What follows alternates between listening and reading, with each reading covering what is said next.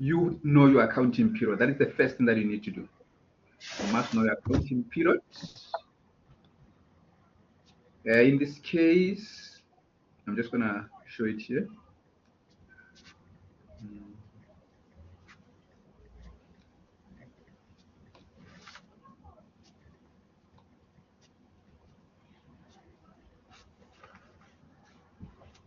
So according to them, the books must end on the 28th of Feb. Yes.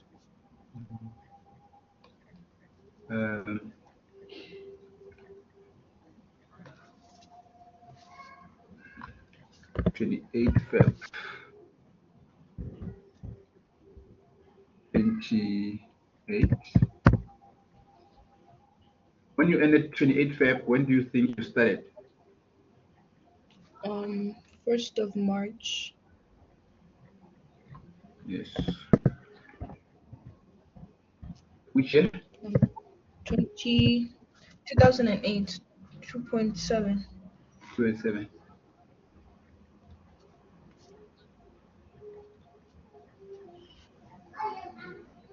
So this is what Is the accounting period or financial period always 12 months?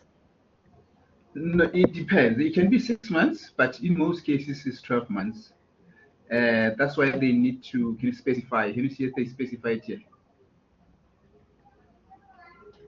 Oh, financial year end. Yes. Next time they can say for 6 months, so they will tell you. They have to tell you. Mm-hmm. Yeah, but I think the commonly used one is the end of the year. A year is the one that we normally use.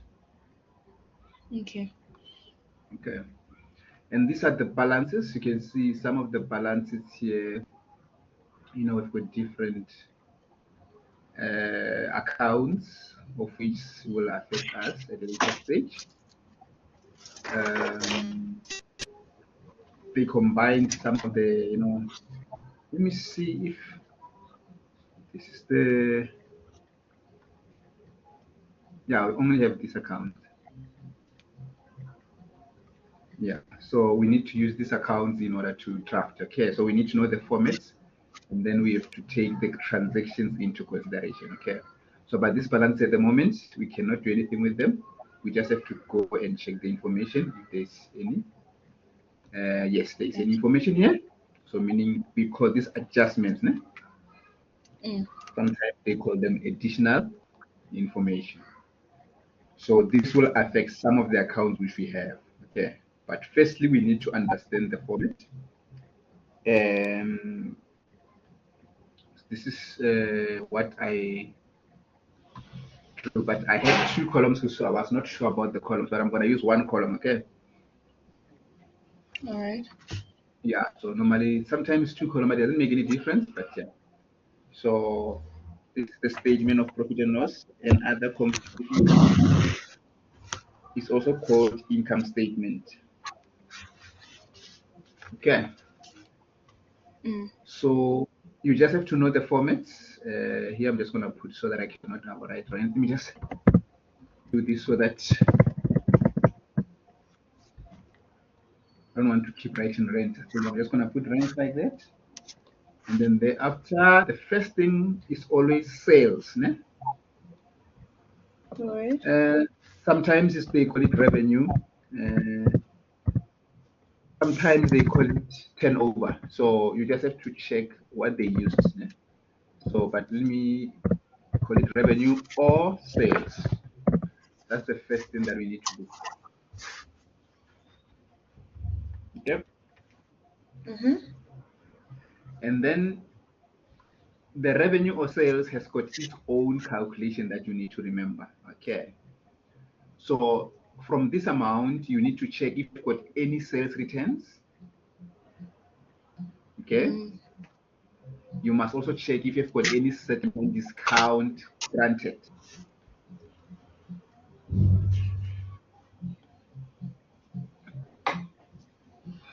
Okay. Do you understand? Yes. Yeah. So you must check 2 things: sales returns or any settlement discount granted before you can record.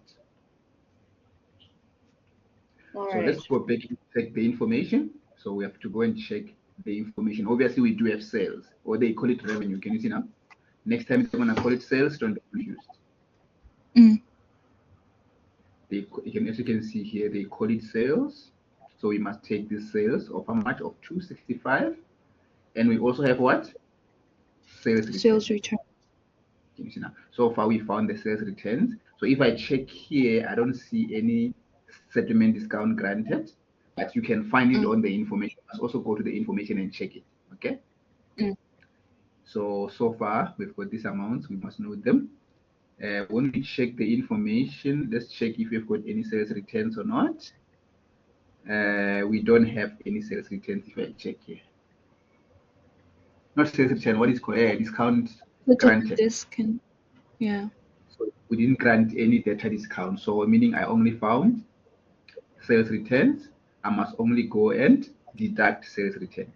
Does that make sense? Oh, yeah. So if we found settlement discount, we would have to deduct it. Yeah, we must also deduct it in brackets there.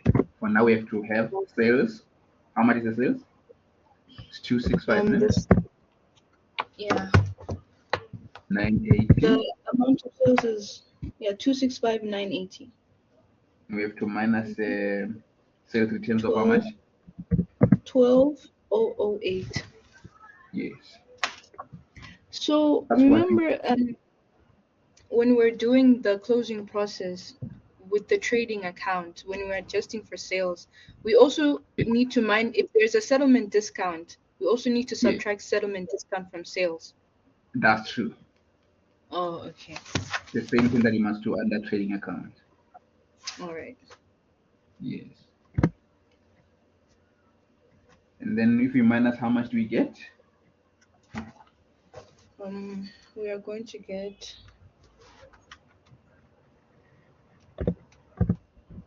253,972. Okay, 253,972. Okay, thanks. Okay, it must be like that. Okay. Okay. Yes. So that's how to find sales. Sales. You must adjust it first. Okay. All right. And then according to the format from sales, you need plus cost of sales.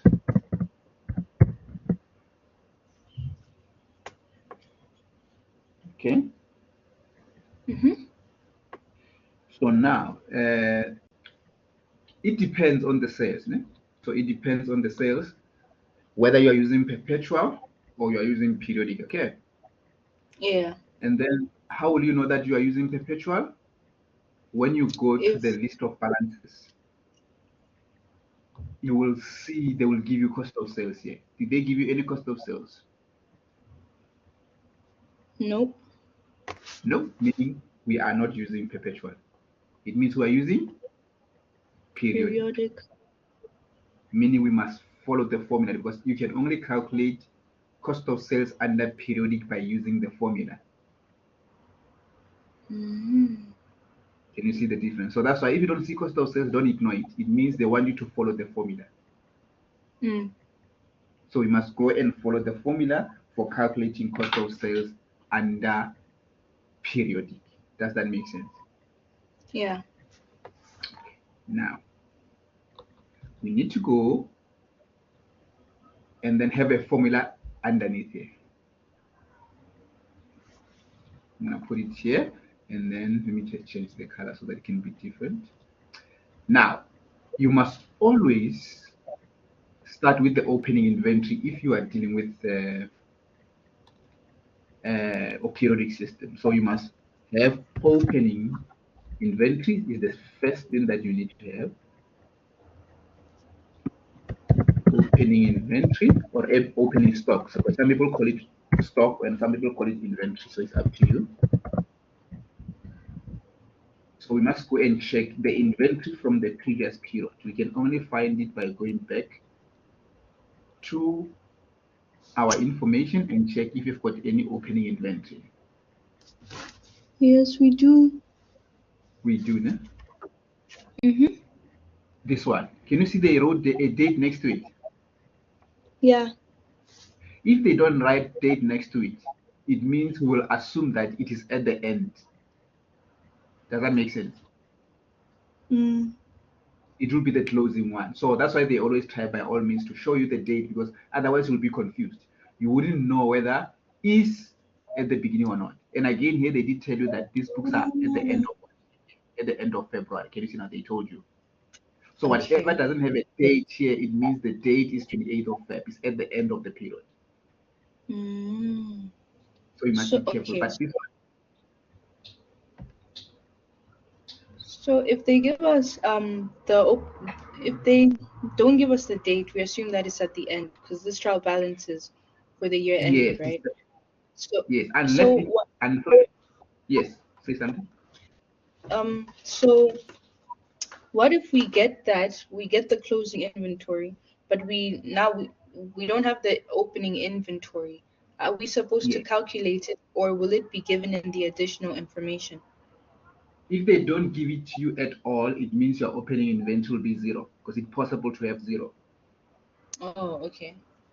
Yes, because it doesn't. Maybe when you started, you didn't have any inventory on hand, so it means it can be zero. Mm. Okay. So you need to go and put that opening inventory.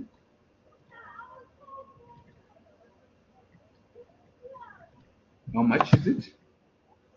It is 34,807. 807. 7. That is the opening. Mm. Sorry, I duplicated. Ne? So Mm. let me delete and shift it to the, yes, that's what I need. Remember, I'm calculating cost of sales, okay? And I'm Yes. following the formula. Mm. So the formula says you take opening inventory, you add.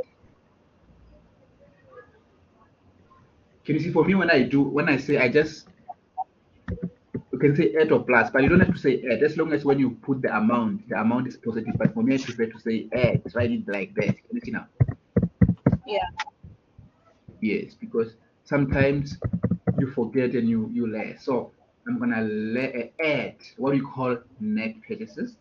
But even if you can call it purchases, it's okay. But I say net because it will remind me that the amount that I must put here must be net of something. Mm. Okay. So Mm. the reason why I say net is it means again with the purchases, there's a formula to make it a net.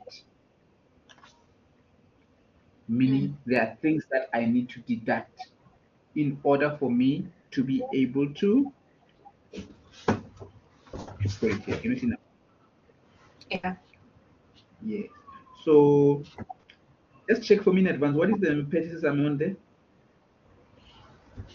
The purchases amount is 2,310. 2,000.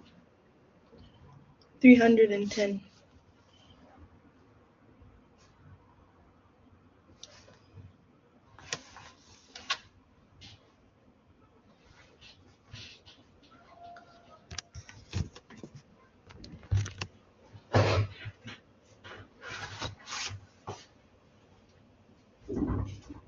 For me, I see something different here. Really? I see this. I see this. Double check for me. I see Um. 120. Oh, yes, it's 120. Sorry. Yeah, 120 here. This is the purchase that I'm looking for. But like I said, purchases has got its own formula. For Mm. you to find purchases, you will take this amount for purchases. You must minus any purchases returns.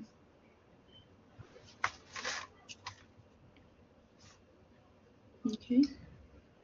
And you must also minus any settlement discount received.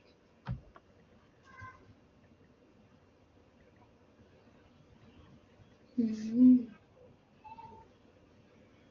Did you get that? Yes. So you must look for those things. You must look for those things. Do we have them on that? Even on the information? I don't think. Let me check here because I think from the balance we don't have those things. Even here, I don't see anything related to purchases here. Yeah, no. There's nothing. So I'm gonna only have the amount as it is.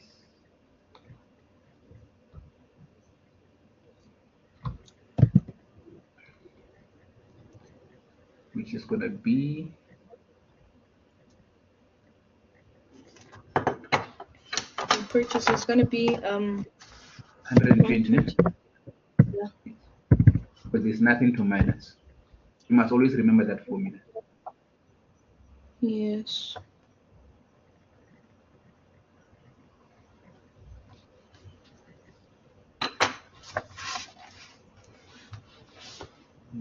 Let's see.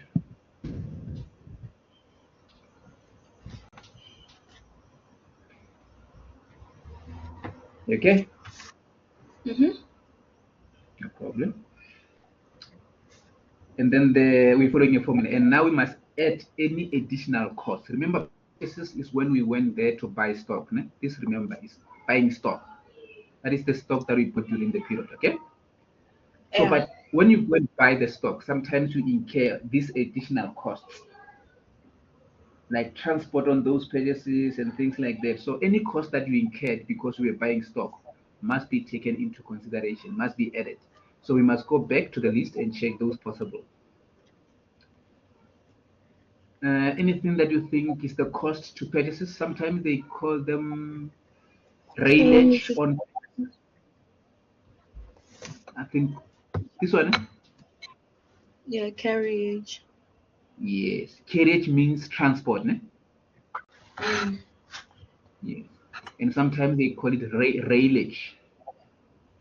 Oh, okay. Yes, but they will always say on purchases, ne? They will tell you.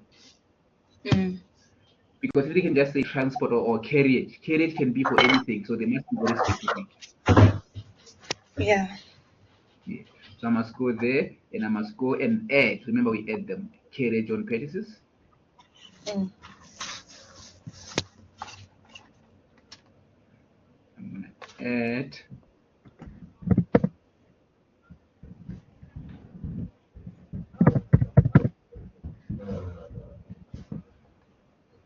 and then the amount is It is 15,000. But before we can record that 15,000, remember again, sometimes you must go to the additional information because you can find something, who knows, which affect carriage or not purchases. Let's go and check. So everything that you do now, you must always check the information, okay? Because it can be affected.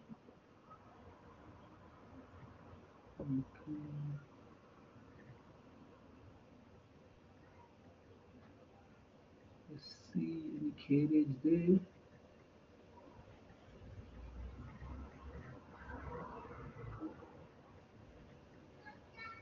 Nothing. If we go back, just to double check.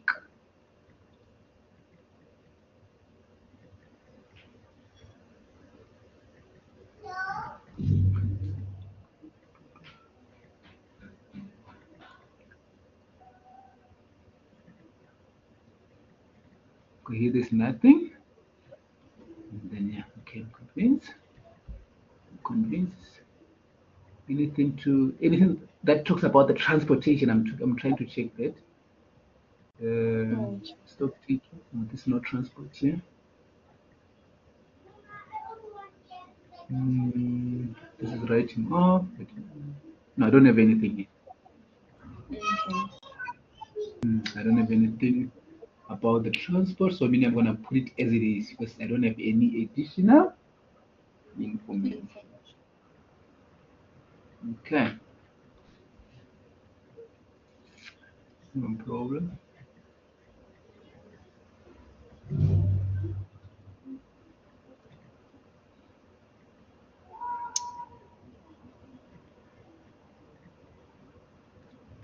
Okay, let me just check the original page so that I can see if because I was cutting this and pasting it on my slide. Oh. I don't want to Maybe everything. Okay, now I think everything is good. Everything is good. There's nothing that I forgot. Nothing that I forgot. Nothing. It's okay. It's nothing. That will happen. If there was something they should have told us. So I'm gonna write it as how much? 15,000. 15,000. Because nothing that I found. 15,000. Okay? Yeah. And then we don't have any other additional cost. We only found this. Let's go and double check whether it's only the carrier, because you can sometimes find insurance on purchases, import duties. You can find things like that. Oh, okay. Yeah, no, But there's they are not. nothing like that. No. Yeah. So the last thing that we do, we must list closing stock. So usually closing stock is they normally give it to you from the information. Okay. Mm. Yeah, they normally give it to you from the information.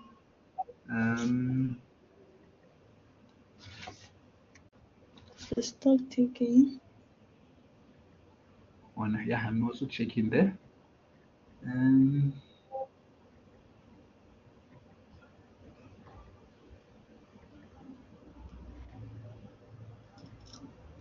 Yeah, there is, I think, from check number one.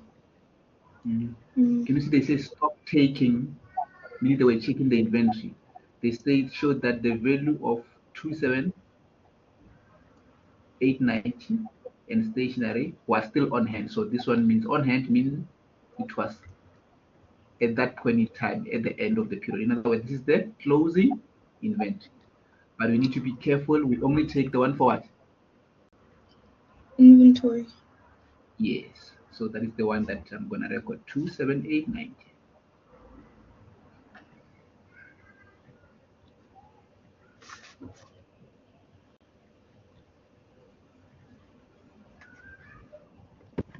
Let's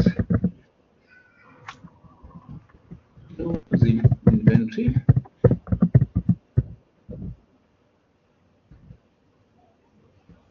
So I prefer if you can just put the bracket so that we can remember that we're gonna minus. Okay. How much is it? It was 27 there, 27. It was 27,890. Okay. You see? So this is the formula that you must remember. They won't give it to you, you must just remember. Oh, okay. Yes. And then now we can use the calculator. We take everything, we minus this one, we add, minus. All right.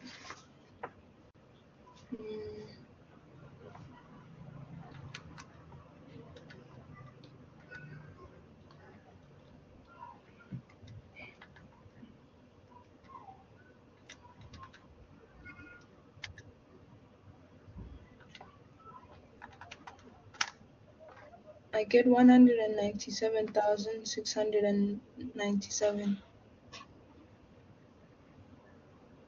197. 1,697. 97.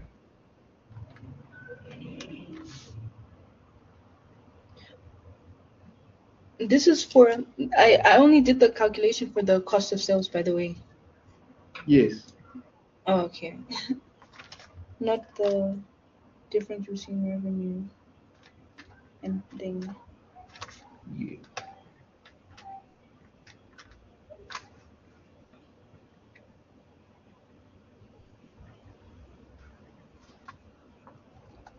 You said you didn't did you minus the closing stock? Sorry? Yeah, the closing inventory. You said 3 4 ne? Plus 120 Mm-hmm. plus 15 Plus 15,000 minus plus 27. let's see. Okay.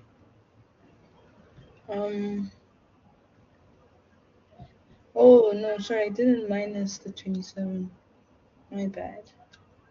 Yeah, it's actually 141,917. 117. Okay.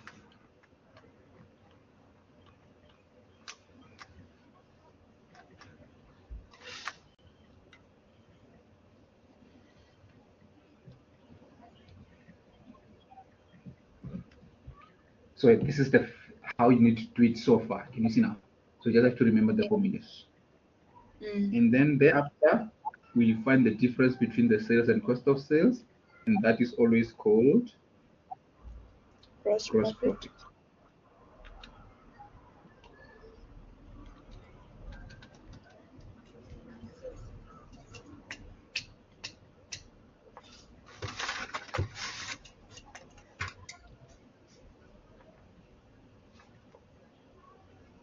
Should I give you the amount? Still right me. Let me do this.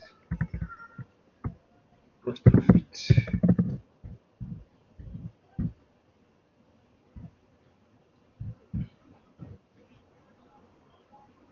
How much? It is 11. Oh, no, sorry, 112,004. So it's 112,004. 04.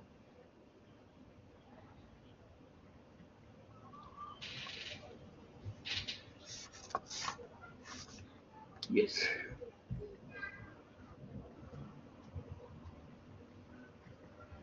Okay. Okay. No problem. And thereafter, we go and check what you call the other incomes. No?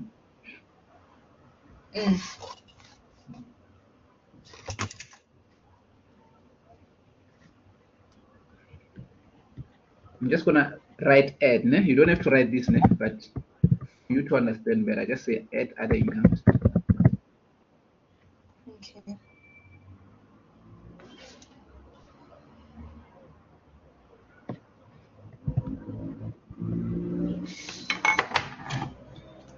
Meaning we must find other incomes on this. So we must check other incomes from the balances and also check the adjustments at the same time. Okay. Yes. So we need to go to the balances first. And check if you've got any other incomes or not. Okay.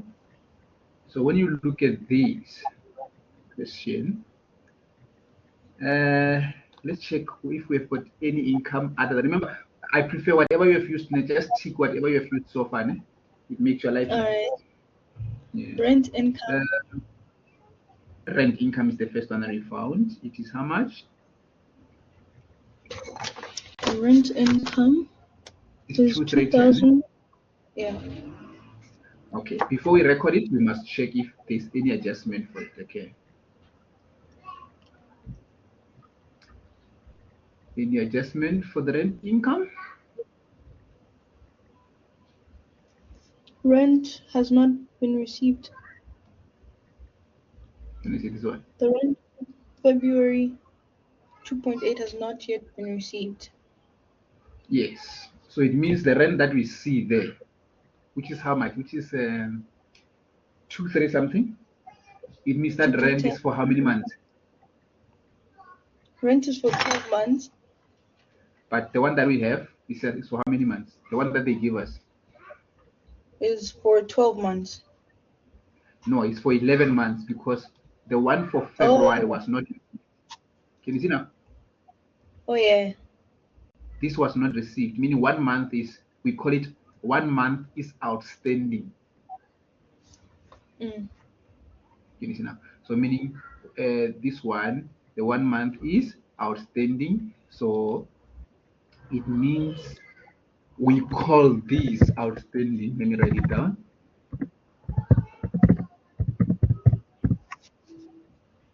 And then we call this accrued. We call it accrued income. You know? is called accrued income. So meaning according to our recordings, we cannot record only 11 months. We must go and find the in a 12 month, even though it's still outstanding, it needs to be added. Does that make sense? We must record for the 12th month. Yeah, this is what, okay, let me just write one at the same time. Let me write and then so that you can see what I'm talking about. So I'm going to have rent income here. Let me write it down. Rent income.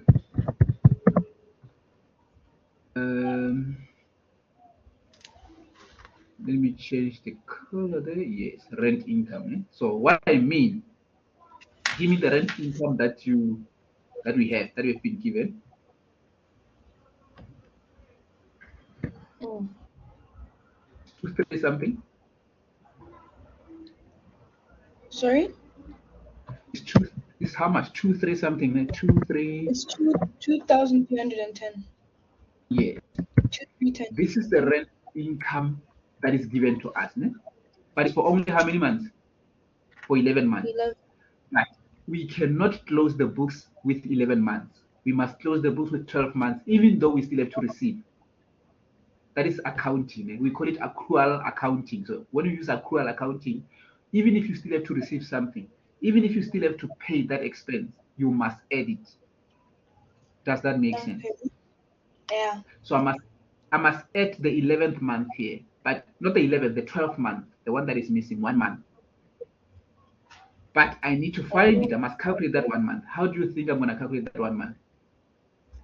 We're going to say 2,310 divided by 11. Yes. Divide by 11, and then that will be the month that I'm going to add here. There we go, 210.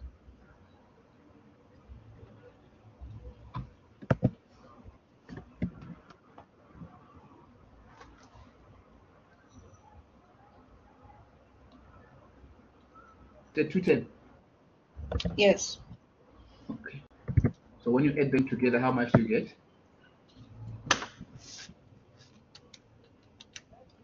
We get 2,520. 2,520.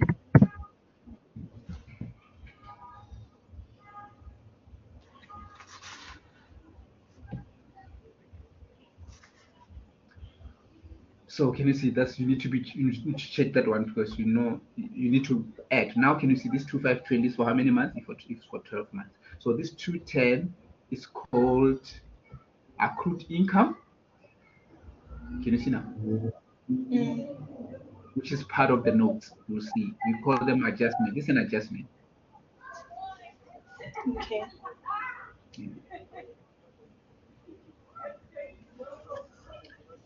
Okay, we can go and check the other income from the list.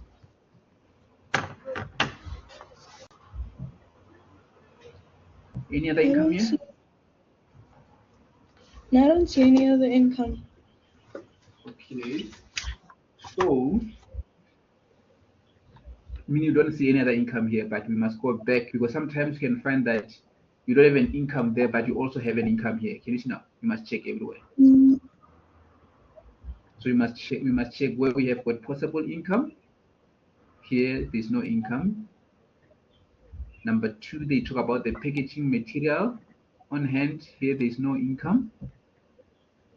Number 3, they say an amount of 458 received from a debtor rate who owed 1,000, and of which a full balance of 1,000 had been written off during 2015 was recorded. In other words, we've got someone who came back. He did not pay us. So he came back and said, please, I need to pay you back. In other words, that guy was recorded as what? As a bad debt. Remember, bad debt is the same as credit losses, no? So when he comes back, it means we need to record it as an income to us. Does that make sense? So we need to make sure that we record this amount. This one, they're talking about this one. Can you see? This guy. He paid us 458. So it means we recovered this debt. So the minute you recovered a debt that you wrote off before, you must put it under your income. It's part of your incomes. I don't know if it makes sense. Yes, it does. So we need to go and record it under other incomes. I'm gonna use the next space there and there. I'm just gonna put it here and there. I'm just gonna put it here. And the other incomes, I'm gonna put. I don't know if you prefer it as a bad debts recovered or credit losses recovered. Because these days we use credit losses. We can call Credit bad loss. debts credit losses, ne? Credit losses recovered. There's no calculation there. We just have to use the amount as it is. 458. Does that make sense? Yeah.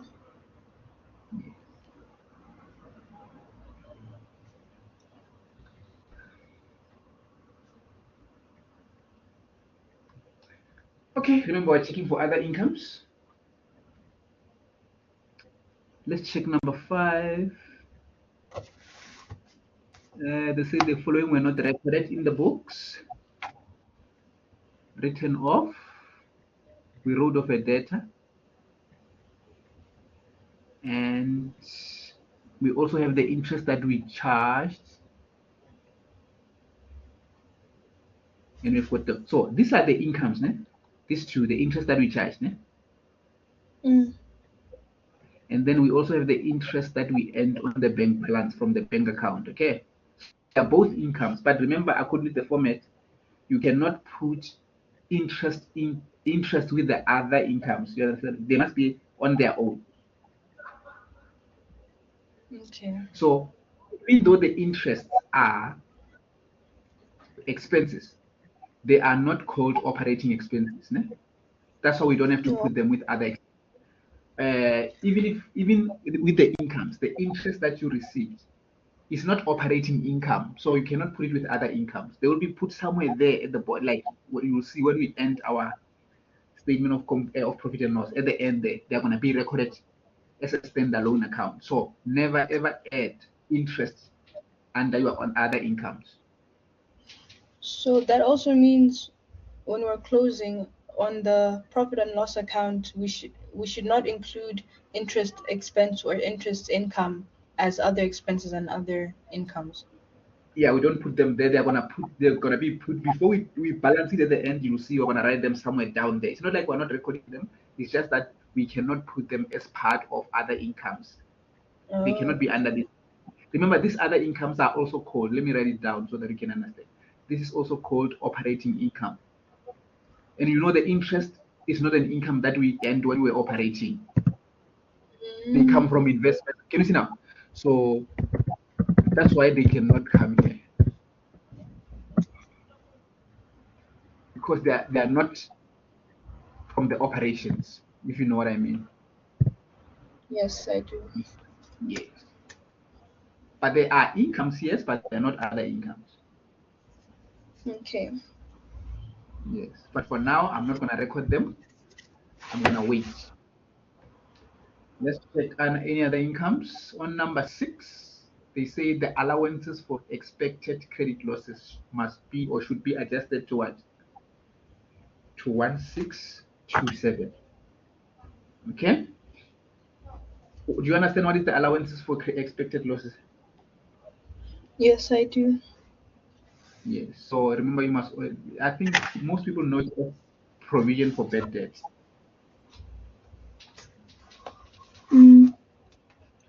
Yes. So we're increasing. Yeah.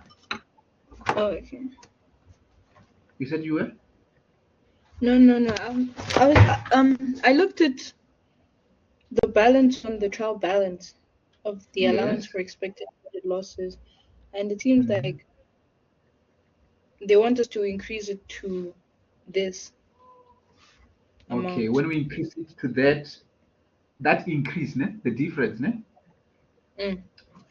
will go to which group according to you? The allowance for expected credit losses it's an expense. It's an expense. So yeah, you're correct. Expense. So if it was not an expense, it was supposed to be coming here under other incomes. Does that make sense? Oh, If it was so a decrease.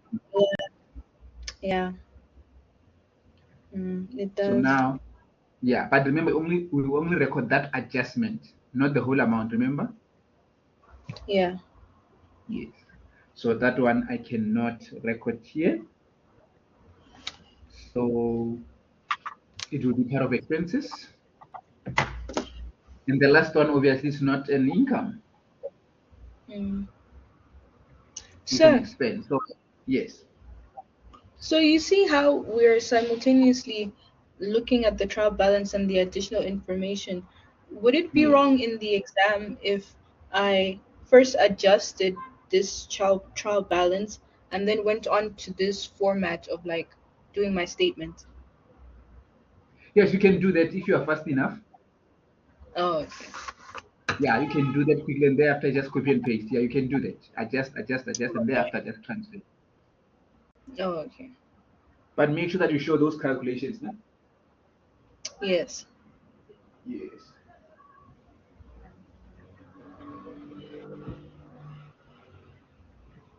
So now we must add these incomes. We must add 2520 plus 458.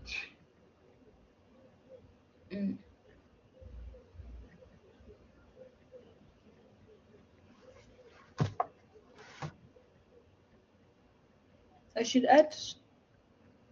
258 plus. We need to add. Remember, we've got only two incomes.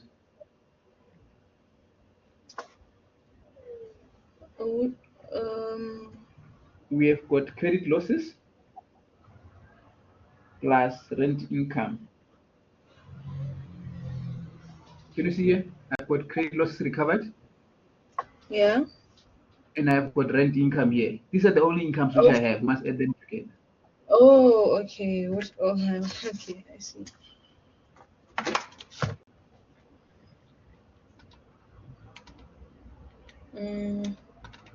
Yeah, we get 2978. 2978. Okay.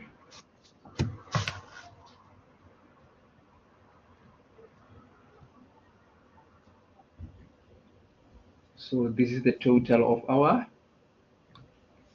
other incomes.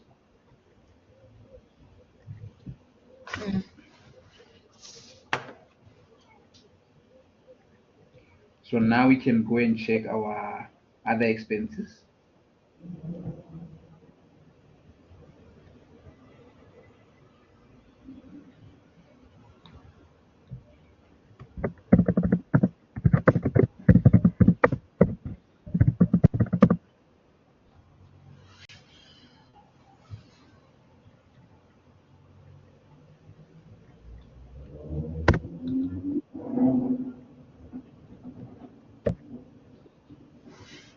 Other expenses?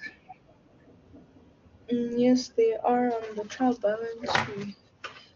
Must start from the trial balance.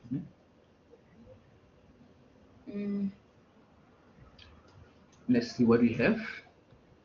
We have depreciation. I don't see depreciation. I see accumulated. Oh. That is not an expense. It's a negative asset. Yeah.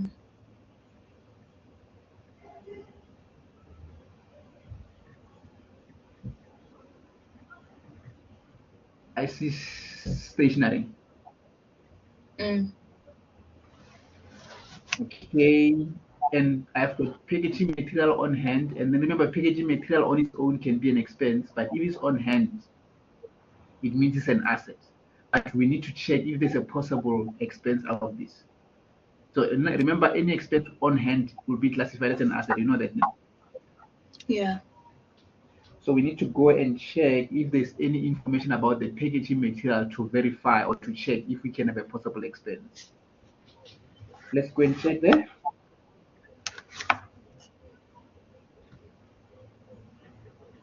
Okay, this number 2 here about the packaging material. This said the packaging material on hand was not suitable for new range of products which were sold, but it could be sold to another by how much?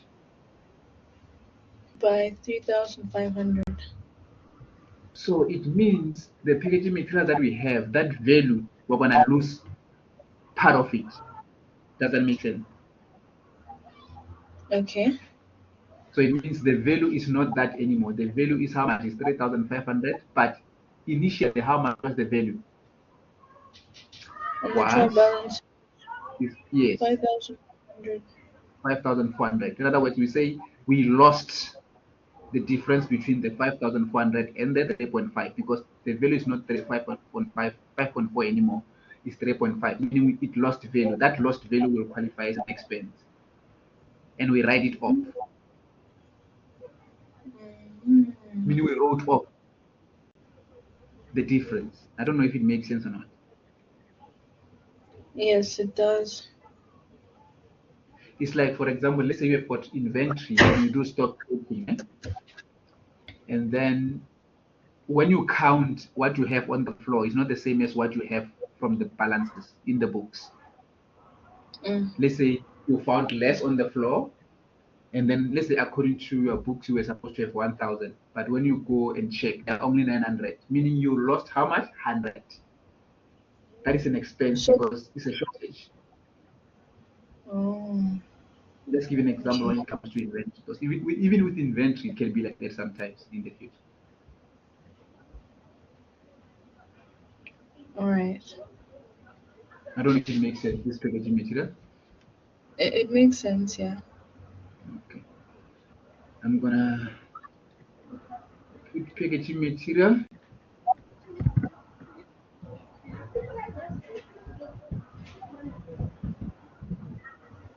In the packaging material there, we're gonna take the balance. What is that balance, by the way? 5,400. 5,400 minus, I think it was 3.5.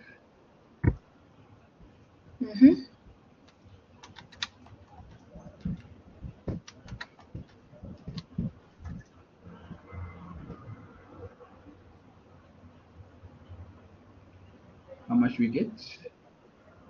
1,900. 1,900.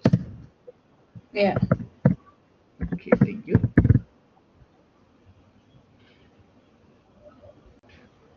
Can you see? If let's say, for example, we didn't have that information from the adjustment, we wouldn't have this situation. Understand? We didn't record that. Unless if we had packaging material, like for example, here they wrote packaging material, not packaging material on credit, packaging material, not on hand, because the minute is on hand is an asset. So for us to take this as an expense, we need to have only packaging material here, or packing, the same thing. Oh, okay, I see.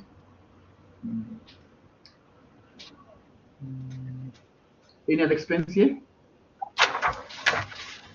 Stationery. Stationery. Yes, stationery. Yes, there's a stationery of 5,340. And the same applies to stationery. We must go and check if there's any adjustment.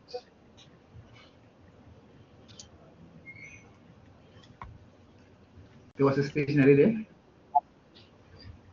And stationery to the value of 540 was still on hand. Okay. Again here, stationery on hand. So you need to compare the two. You must say on hand is how much? Is 3 point. How much is it? It's 540. On hand, 5,340. And then we need to do the same for stationery there. I'm going to say stationery. We must minus that on hand thing, okay? We call that consumable stores on hand under the notes. We call that what? Consumable stores on hand. When you deal with the notes.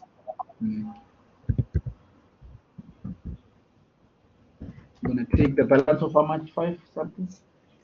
4,800. Is that the calculation? Yeah, that's the answer. So the calculation is 5,340 minus 540. Okay. And you get 4,800.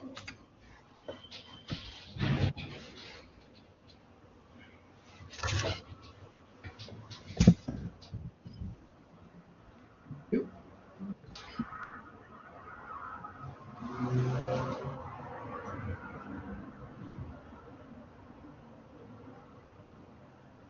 Any questions so far? No. Okay. Let's go back to the balances and check any other possible expenses. We have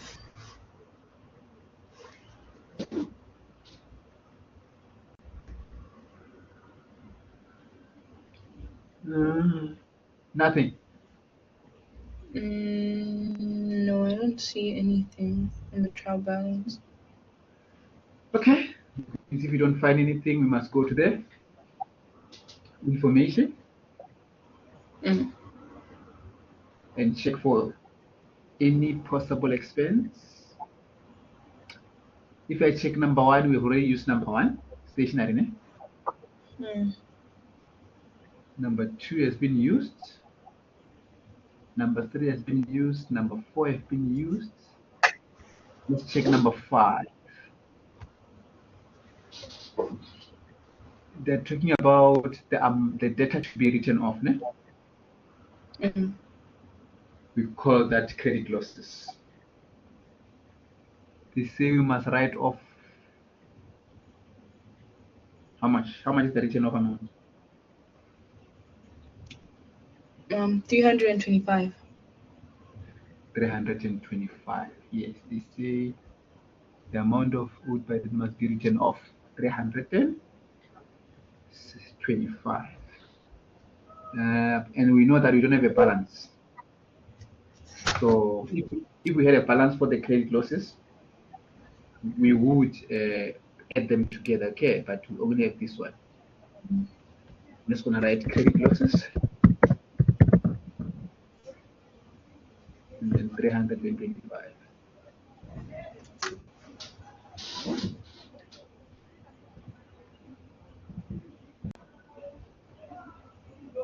Okay. Yeah. Okay. Let's go back to the information. Still on number 5, the other ones, remember we said they are incomes.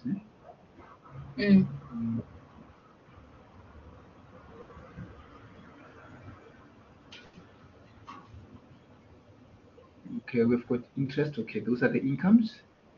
We've got number 6 there, and we did remember analyze number 6. We did say number 6 will be an expense because we increased, like you said. Yeah. So if we increased, it means we must go and put it under other expenses, and we call this allowances for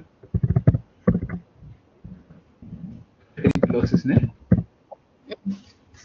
Adjustment or adjustment for, it's up to you. I don't know if you, but I normally call it allowances for credit losses. Adjustment. So as long as I've got the word adjustment, so you must make sure that you put adjustment, because if you don't put adjustment, it will be like allowances for credit losses. So these are two separate things. Okay. So, or you can just call it allowance adjustment to. It's up to you if you want to call it that way. So as long as they see the word adjustment, allowances for credit losses adjustment, or adjustment to the credit to the allowances to credit losses. So it's up to you how you want to call it. All right. Yeah. So remember, we must take those two amounts and we compare them. We take, I'm gonna put it there, take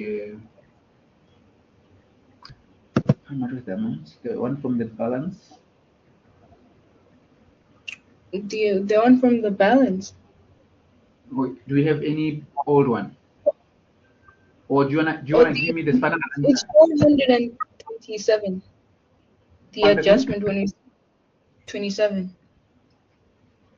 427 is the amount. Answer, final answer, eh? Yeah.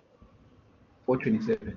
So you took the one from the list of balances and you minus the one from the adjustment. Yes. Okay.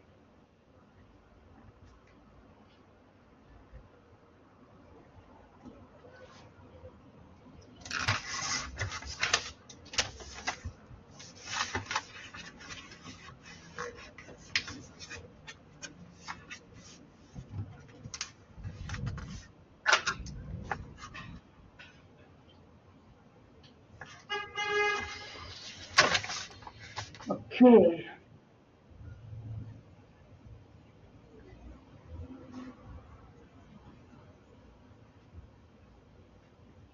Any questions so far? No questions. Let's go back to the adjustments.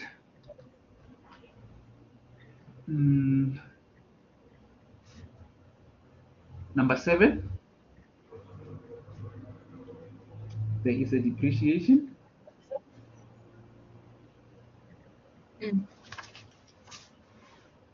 They say the depreciation on land, on buildings should be provided at 12%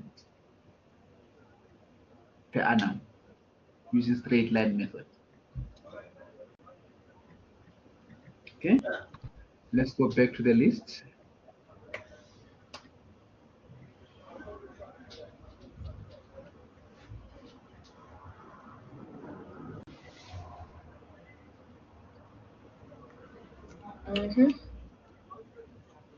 Buildings at cost.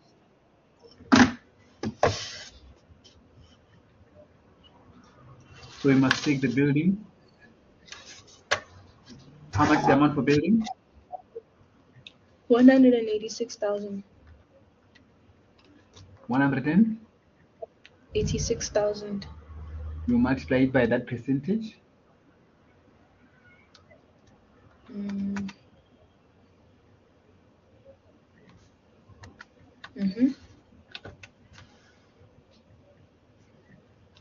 And it is 3,020. Sorry, 3,000. 3,720. So 3,720. That is for the building. Okay.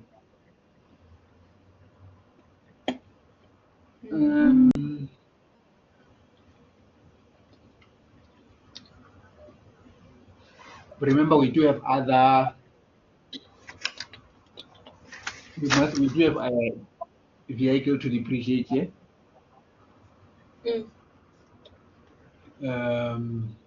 Let's see. They gave us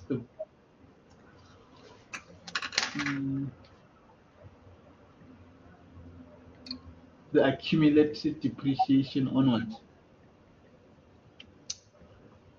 Buildings and vehicles. On the vehicle, né? So they said the vehicle so far lost. No, it's at the end. Okay, I understand why. So this is the accumulated at the end of the period. And then they gave us the vehicle at cost. Can you see now? Okay, so the challenge is they didn't tell us when did they buy this vehicle.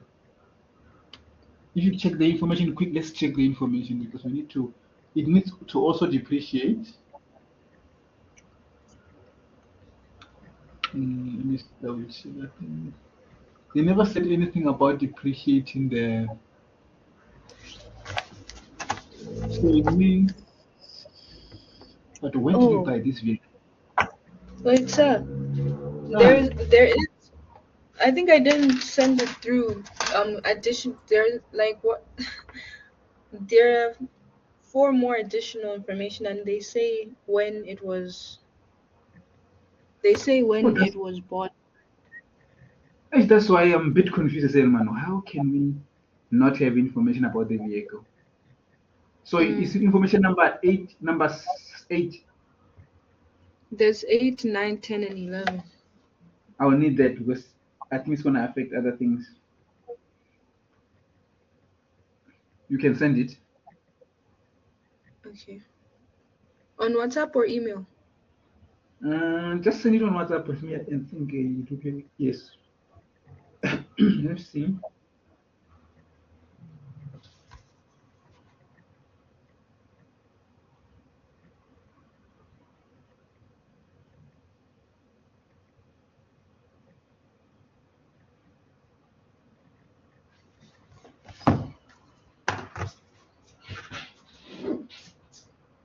Can you see we have got the information on the 10? The carriage. Yeah, this was supposed to affect carriage on top. Let's see. So meaning they say on the 28th of Feb, 1H was paid for carriage on purchases and it was recorded. The goods which were paid were only delivered and recorded in March 28. We're in what now? February.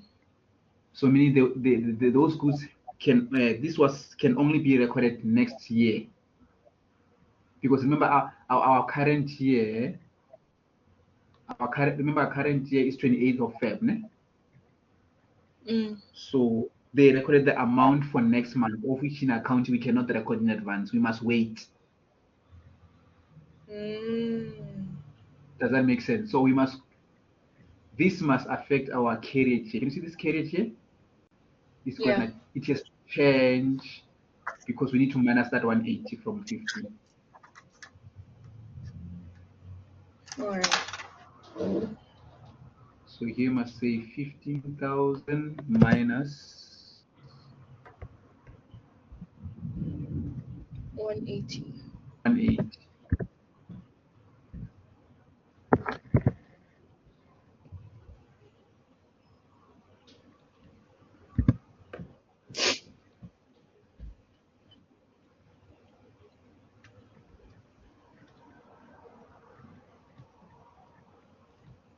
Gonna change this. It's not gonna be 15,000. It's gonna be 14,000 something.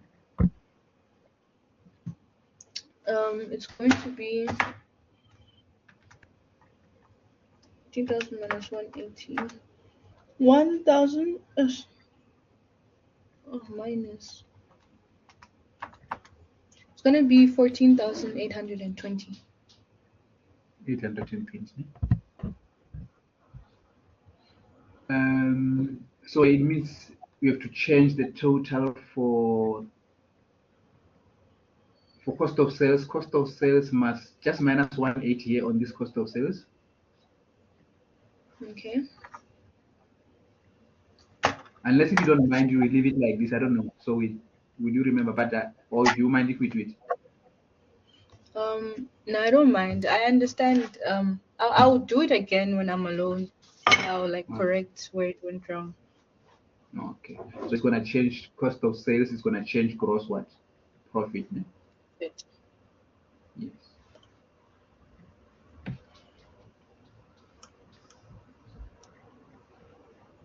Yeah. Okay, for depreciation, they say depreciation on vehicles should be provided at 20% per annum using diminishing balance method. Included in the balance of the vehicle is the second vehicle that was bought for 20,000 on the 1st of November 20.7, and it was available immediately. So this one needs a calculation. This one, okay.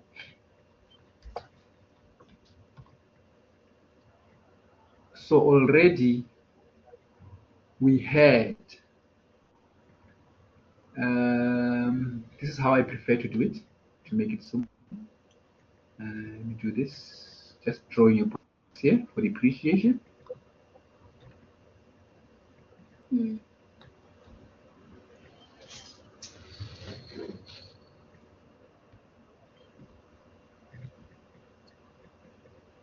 Okay. So what I normally do, I do this and say, okay, I'm gonna calculate depreciation. Let me write depreciation on top. Depreciation.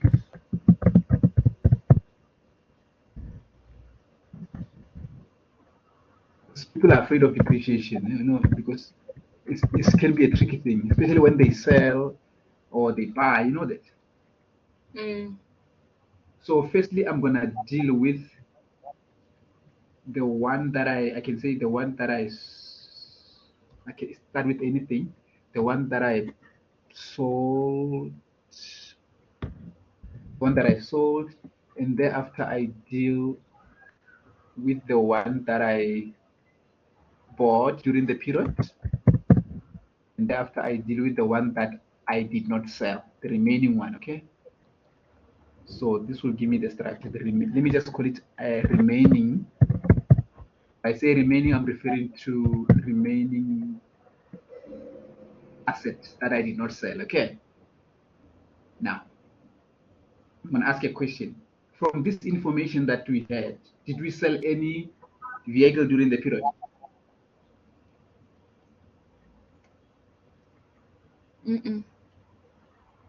So remember, in future you can have it. So in other words, we are not going to have the depreciation for the one that we sold. Remember, even if you sell a vehicle, you must check if you had it during the period. You must still depreciate for the period that you had it. Okay. The question is, according to the information, did we buy any new vehicle during the period?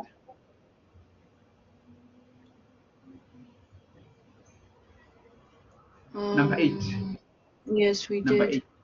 We did. Ne? So we need to depreciate because we bought it somewhere on the 1st of November 2007. So, but we can only depreciate it from the date we bought it.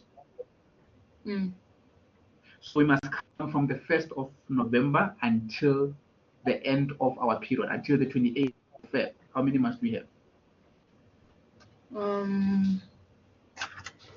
From November.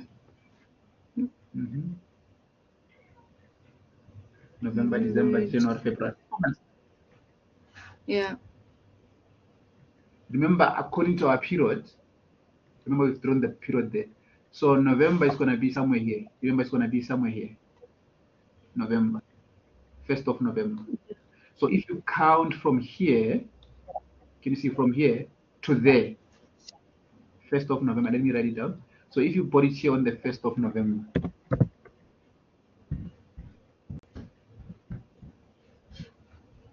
you see now. So if you count here, it's going to be, you count November because it's the 1st, November, December, January, February. How many months? 4 months. 4. So we must depreciate this asset for 4 months. Does that make sense? Yeah. Yes. So did they tell us for how much? I think it was bought for 20,000. Yes, it was. So we must depreciate this asset. There's no accumulated depreciation on this, right? Because it's still new. We won't have it because it's still new.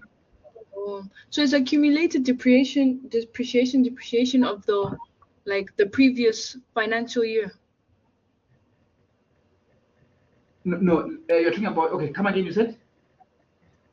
Since we're using the diminishing balancing method to calculate this depreciation, isn't it we calculated on the carrying amount?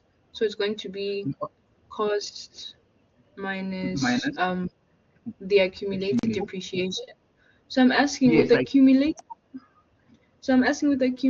depreciation, is it like the depreciation we accumulate like within a period of a year, or? No, accumulated, it means normally, the accumulated that we normally minus is the one that was accumulated until the end of last period. Oh, okay. I see. But why are we not going to use the accumulated for this one? Because this one is still new. It doesn't have history. Does that make sense? If we bought it somewhere, let's say we bought it at the beginning of the year, yes, we can say, okay, we had it before, and then we can minus that previous, but We don't have the previous accumulated because it's still new. It can only have previous next year. Oh, okay, I see. So this one, we just have to take 20,000. Remember, when I say bought, let's say bought, let me say new, so that you can understand what I mean. New, the new one that we bought. So we need to say 20,000 times, how many percent was that for depreciation for vehicles? They say 20%. Yes, we times it by 20% because we don't have accumulated. Remember, we should have deducted accumulated. And we multiply by 4, divide by what? 12. 12. Yes, that will be our depreciation. I got 1,333. Again, 1,333. 133. Can you see now? Yeah. So this is the depreciation for the new one. Remember, I still have to calculate the depreciation for the one that has been there for before the new one was bought. Can you see what I did here? Yes, so I now did. we must have the one for the remaining one, because remember that 20,000 they said already has been recorded, né? Meaning so which one has the remaining? Okay, this is okay. If you read number 8, né? They said 20,000 was bought and it has been included already.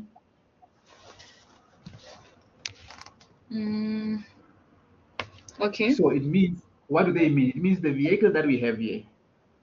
I'm gonna go back. You see, the vehicle that I have here. Can you see this vehicle here? This one already includes that 20,000. Can you see now? And when I calculate depreciation, I cannot calculate depreciation on 140 because the other one was bought somewhere else. The other one comes from some certain period. That's why I had to calculate depreciation on the 20,000 separately, and thereafter I must calculate depreciation for the one that I've been having all along, which is how much? 120. Does that make sense? Yes, it does. So the old one is 120. Now I'm gonna say 120, and I'm gonna calculate depreciation on that 120. That's why I said remaining, the one that I can you see? Let me not say remaining. Maybe let me call it, because usually when I say remaining, it means after selling and buying. After selling, it remains. So let me say the old one. Would it make sense? Yeah, the old one. Yeah. Instead of say remaining, let me say old one, because it will make sense if I say remaining if I sold the other one, but I didn't sell anything, as you can see, I put 0 here. So the old one, do I agree if I say is 120,000? Yes, I do. We said 140 minus the 20 that we bought. Remember this 20? We minus, it's the new one which is included. So if you say 140 minus 20, you get 120, and then we need to calculate depreciation on that one, which is 120. So we're gonna say 120. Remember, we are using what? Diminishing balancing method. Diminishing balance method. Okay. But let's see.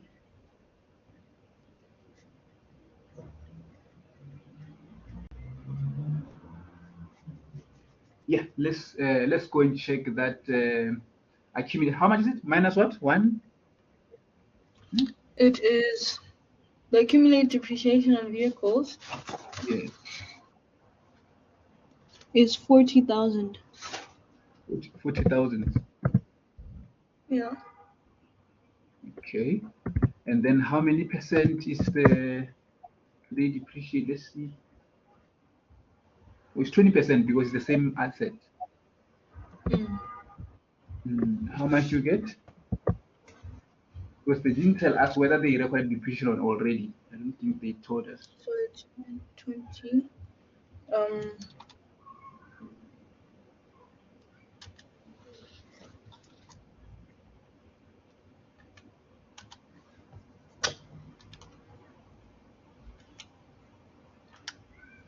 This one is for the whole year now, right? Yes, The for the old whole one. year. Yes, 12 I was got 16,000. 16,000. Yeah, 16,000. yeah. 16,000. Write it down. I'm gonna say 16,000.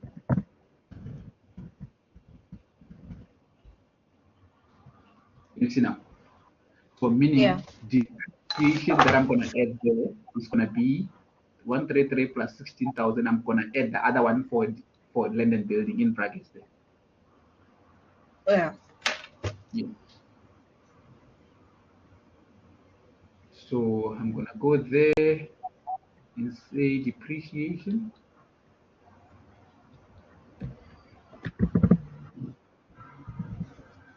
The one that we calculated for the building, how much was it? The building was 3,720. Plus the ones that we just recorded 20. How much was it for the new one? The 133, new ne? one, yeah, 1,133. And then we must add the old one, 16,000, and then we'll get the total there. 21,000 How much? and 53. 21,053. 21,053. You see, depreciation can be a bit tricky. Yeah, so you must just check the way they gave you the information there. Okay.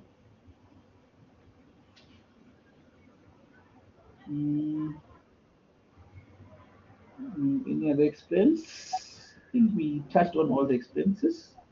We can just add them together.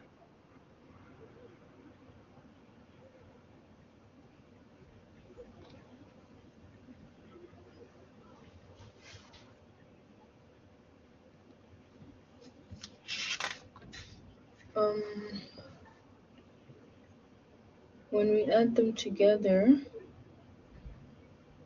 we get 28,505.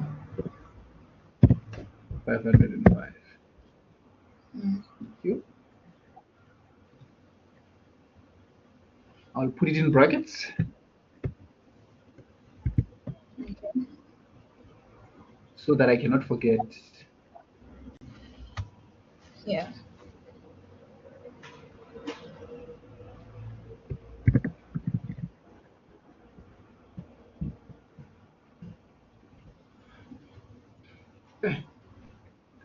That's the amount.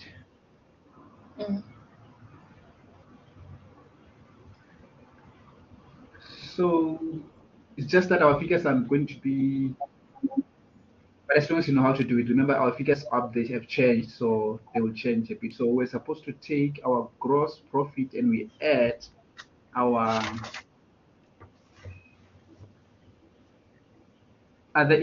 so gross profit plus other incomes. We're supposed to add them together, and then we less cost income, we less expenses.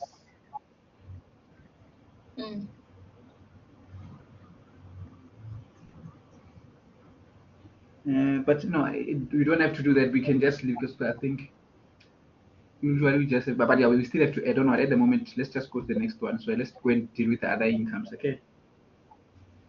All right. Yeah, before we minus them. But usually we can find the what do you call here the operating income, but it doesn't. You don't have to do that. So let's go to remember those interests which I said we must not put them as part of the other incomes. Yeah, we are gonna focus on them. But first we must check for any interest expenses.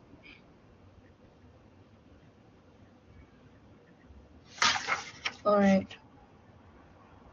Okay, there's something together. This interest, they normally say, but it depends on the format. Books use different names. So they normally say, they call them finance costs.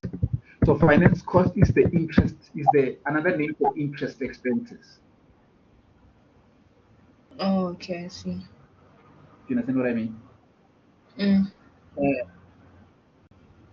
Sometimes some books separate the interest expense from the interest income. But other books, what they do, they just say finance cost, which is called the interest expense. They find the difference between the two. So, for example, here I'm going to write here under finance cost, I'm going to look for the following. I'm going to look for any interest expenses, and I'm going to look for any interest income. Just even if I don't find them, I'm just going to write them down so that you can remember in future. Because I'm not sure if I've got all of them. And I'm also going to check if I've got any interest. So when they teach you in class, which format do they use? When they teach us they do it like that.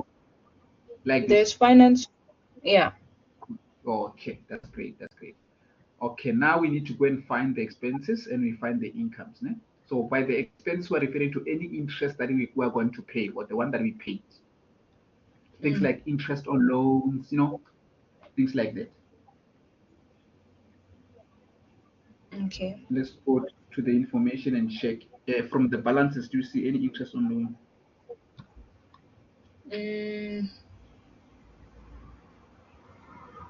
I see there's a loan, a long-term loan. Okay. They said we obtained, né? No problem. Let's see any information about it because we don't have any information here. But let's check the one that you just sent me. Maybe there's information about the interest.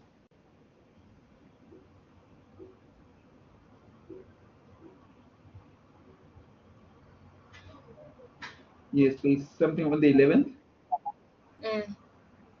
They say the interest is payable every 3 months. 3 years. Oh, 3 months, sorry. Okay. So let's check here. So our interest, if we go back, we must check when. Okay, let's go back to that information. They talked about how many percent is the interest on loan? The interest 18, on yeah? loan is 18%. And we got it on the 30th of what? Of what? Of November. Of November. Ne? So meaning we can only calculate interest from 30th of what? Of November. So meaning from the 30th of November to the end of the period. How many months do you think we have? November, October. It's 4. No, sorry, 3. No, you can't count November. Oh, it's at the end of November. Yes. It's gonna be 3, ne? Yeah, 3. Okay. So if it is 3, we must only calculate the interest for 3 months. So this is what we're going to do. We're gonna say loan is how much? 150,000. Is it 150, ne? Yeah. And then we're gonna multiply it by how many percent? 18%. But only for 3 months. 3 over 12. How much we get? 6,750. 6,750.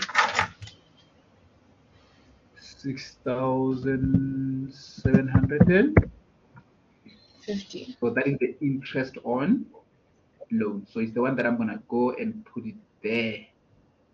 I'm gonna put it here. But because I combined together, I'm gonna put it in brackets because it's the one that I paid because I'm gonna compare the two amounts thereafter. 6,750. And then the interest income is the one that so do you understand how we got the interest expense? Yeah. Interest of 213. Okay. So now we must go and check the interest income, any possible interest income. We need to go and check the information there. But from the list, I don't see anything about the interest that we received or interest income. Yeah, it's not there. Let's go and check the interest. Yes, we do have it, number 5. We don't have to calculate, it's given to us. 213. 213.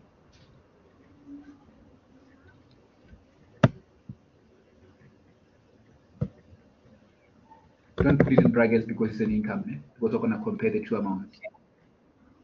All right.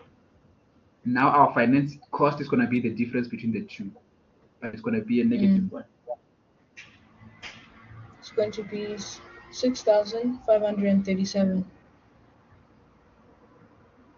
6,537. Okay.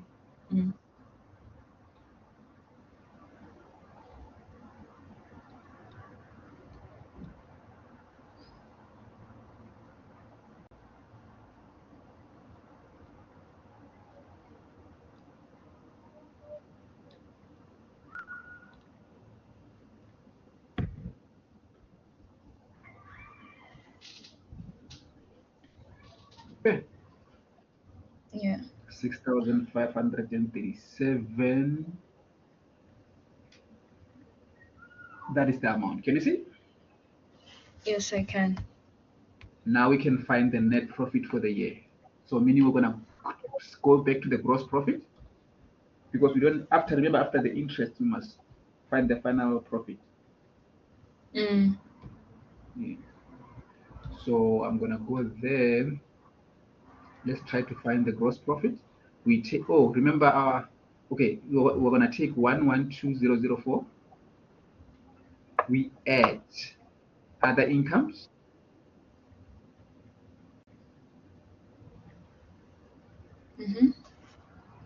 We less other expenses. We less finance cost. Okay. That will give an income. Net income, or you can call it net profit for the year, or profit for the year. It's up to you. Net profit for the year.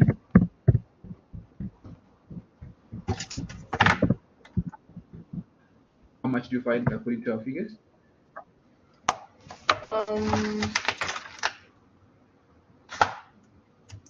Okay, so we add the gross profit to the incomes. Okay.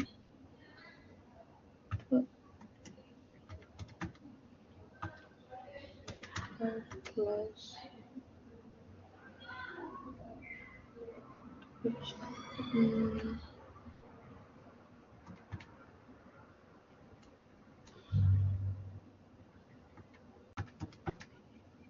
It's going to be 80,171. But I used the proper figure with the gross profit. Remember? You use the yeah. So it's okay. 80,171. Okay. So as long as you use the right ones, but the fact is, as long as you know how we got it. Yeah. So this is question.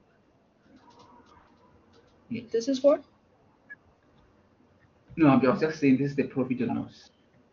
Oh, okay. I see. With question B, I think I'm pretty good with it. It's just that with the profit and loss statement, I was a bit shaky with that one.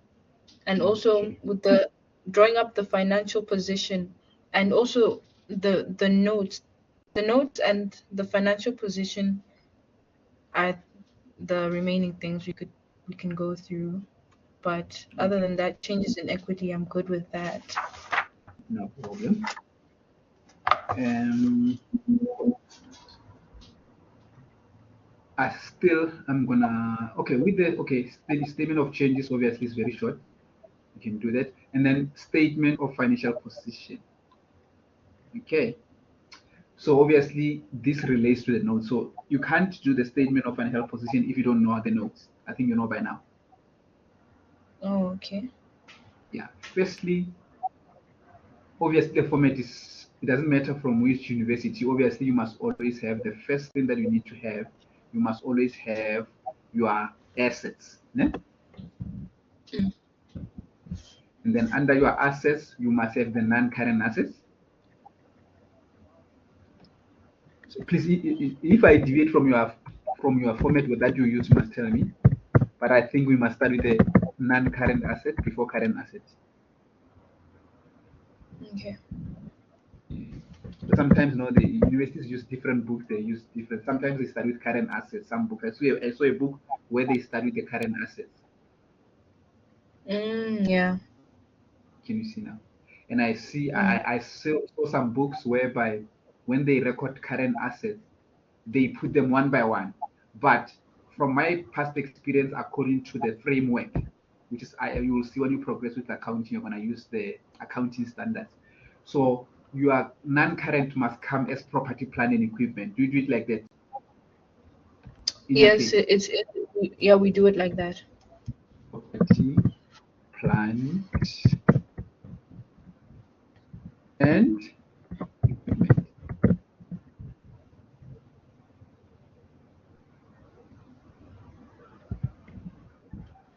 And then these property, plant, and equipment. Normally this is note number 3, but you don't have to worry about number. They will always tell you, okay? Yeah. So we can't draw up the statement of financial position without notes. No, remember, I'm just giving you the layout now. So remember, because I'm showing you now, I prefer to write it down, go and show you the notes. Oh, okay. Or you can start with the notes first. It's okay. But I'm trying to show you how do they relate. Does that make sense? So I'm going to show you the note for this property planning. Because in the exam, they choose any notes. Sometimes you can't do all the notes, otherwise you won't finish. Sometimes they can say they want note for property, plant, and equipment, or maybe they want the inventory. Can you see now? So you must just know the formula for that particular note. So because I didn't bring the format for these, now what I'm going to do, I'm going to use the statement of changes that I was supposed to use to show you the note. I'm going to use these. I'm going to put this as the note. You won't be confused, Yeah, no, I won't be confused. I'm just going to call this, I think you know the well-known abbreviation is PPE, Yes. Yes. So because I've got 2 assets, I'm going to improvise here. That is the note, the first note that I have, PPE. I'm going to just divide this into 2 here. I'm just going to put another thing here. Okay. And then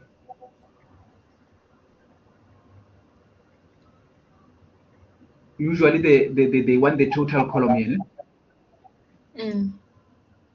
So I'm just going to improvise once again. This will be another column. So I'm going to have 3 columns here. Yeah. Yes. And then this one, I'll just call it a buildings. And then the other one is going to be vehicles, because I only have 2 current and non-current assets, and I'm going to have a total here. Okay. That's the first thing. So firstly, we need to remember, we must follow the accounting. Remember, we start at the beginning. We must start from the beginning. At the beginning, we must check what do we have. So I don't know, the formats are a bit different, but it's the same. So the format that I'm familiar with is like they start with the carrying value at the beginning of the year. I don't know which one okay, but it doesn't change. Let me write it down and then you can tell me if you use the same carrying or book value. Some they call it book value sometimes. Carrying value at the beginning.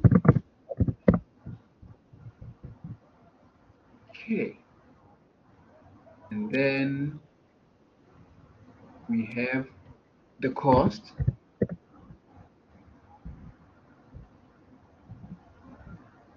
And then we have accumulated depreciation. Does it look familiar? Yeah, we also use that format. Okay. Some books, they put this carrying value here at the beginning after these 2. Can you see now? They start with the cost, accumulated and they put carrying value at the bottom. But it doesn't change anything. Now, we are at the beginning, as you can see. We want to know the carrying value at the beginning. Okay? And